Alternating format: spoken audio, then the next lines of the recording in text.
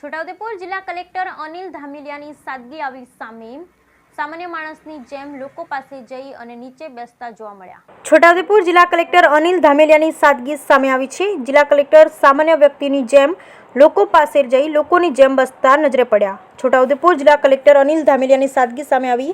જિલ્લા કલેક્ટર અનિલ ધામેલિયા જેઓ છોટાઉદેપુર જિલ્લાના અલગ અલગ ગામોમાં ખુદ જઈ લોકોની રજૂઆત સાંભળતા હોય છે, ત્યારે એક આઈએએસ કક્ષાના અધિકારી જેઓ લોકો પાસે જઈ લોકોની રજૂઆત સાંભળતા હોય ત્યારે કલેક્ટર અનિલ ધામેલિયા સામાન્ય વ્યક્તિની જેમ લોકો પાસે જઈ લોકોની જેમ નીચે બેસી લોકોની રજૂઆત સાંભળતા હોય છે।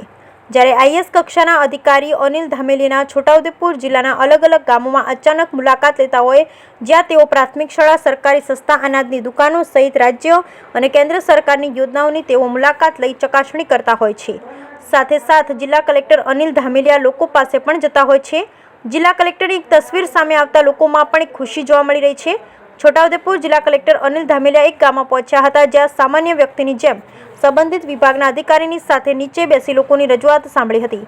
જોકે એક આઈએએસ કક્ષાના અધિકારી જે ગામમાં જાય ત્યાં તમામ વ્યવસ્થા કરવામાં આવતી હોય છે અને કલેક્ટરને બેસવા માટે પણ વ્યવસ્થા કરવામાં આવતી હોય છે, પરંતુ છોટાઉદેપુરના કલેક્ટર અનિલ ધામેલિયા ખુરશી છોડી લોકો સાથે બેસી લોકોની રજૂઆત સાંભળતા હોય અને તેનું સ્થળ પર નિરાકરણ લાવતા હોય, જેથી જિલ્લાના લોકોમાં ખુશી જોવા મળી। Bureau report Rehan Patel, Chhota Udepur.